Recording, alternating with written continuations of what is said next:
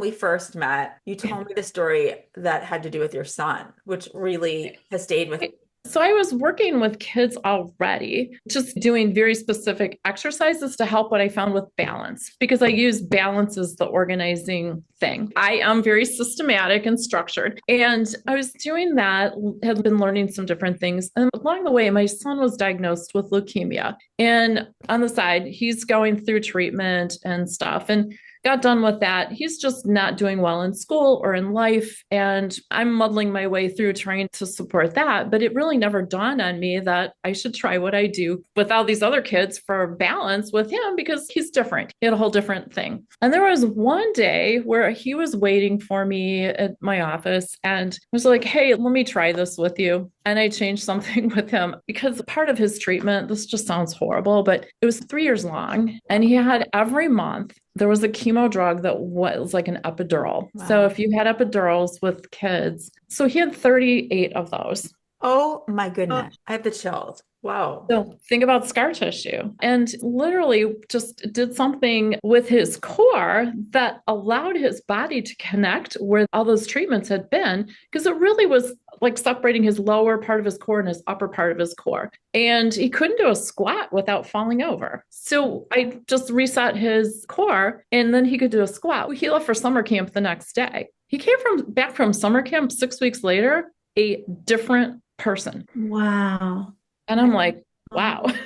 Yeah, that really stayed with me because you said what a marked difference there was in him as a person and that other people commented to you. Oh, yeah. And it's like you not only realigned his body, but his path in life. So he was in special ed. We transitioned out of special ed that following year. Wow. Such an, it just never occurred to me to really think about how the body retains that memory. I do on a spiritual level, but not on a physical level. And we always talk about on this podcast how we believe from an energetic perspective, which relates to a cellular level of how you store tragic events and the body of belief. That exactly. Right? The biology of belief. Yeah. The biology of belief. And yet here you are talking about how it just also can make us off balance and how that off balance can then reverberate to all of these other issues in addition to physical pain.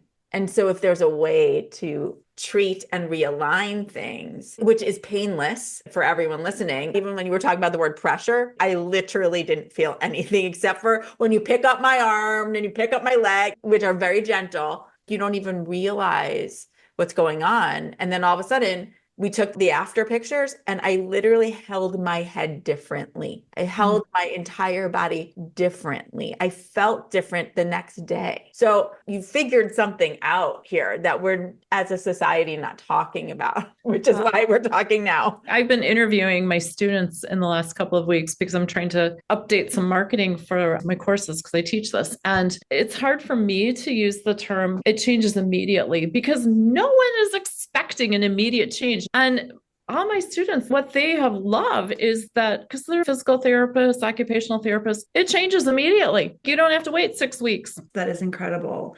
Can you talk about how you work with just in particular with the kids? How do you go in? Because maybe they can't even communicate with you some of that. Maybe the parents do, but they may not necessarily be able to communicate that with you. How does that work with them? So for the kids, we do want to know their history. And then sometimes we have to make some assumptions, but adopted kids, we assess and we see this pattern. Okay, that suggests we've seen this before. So what we're trying to do is just really restore a series of movement relationships. And the thing that is different with kids, it's actually very playful. That's why we have our fun, colorful peanut balls. We have all different sizes and the kids can play games. Their moms will read to them or they'll just sleep, whatever. But if you'd expect kids to get up and run away, they'll run in and say, hey, I'm here.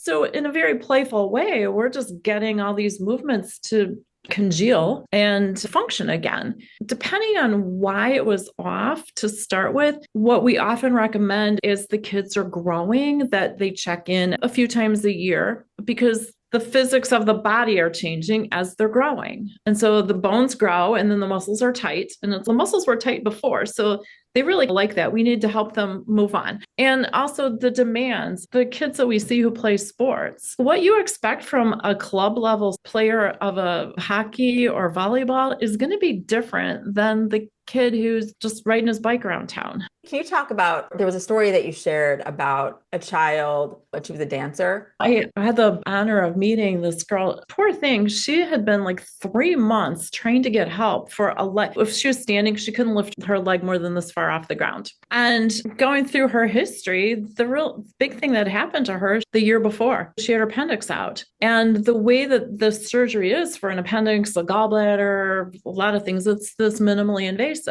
And people don't realize minimally invasive is they're sticking tubes in you and blowing your belly up with gas. So there's room for these tubes to go through. And then everything, they do their thing and pull it all out and you go back to normal. It doesn't all naturally rearrange the right way. And so what we do is support where the scars are and just very gently, one of these, just to get the abdomen moving uniformly and nicely. And then her hip release, and we could lift her leg without it screaming in pain. And I'd heard from the friend of theirs that had sent them this way. About a month later, she was back to dancing. It's just, they didn't put 2 and 2 together on that. And her next step was having hip surgery. Nobody had any idea what to do. And the ortho was like, we could do exploratory surgery. And the mom was like, oh, they should stop to see you first, Cara, before a major surgery. If the body can be realigned in this way, which it sounds like it can, it just seems like such a natural and easy way to go.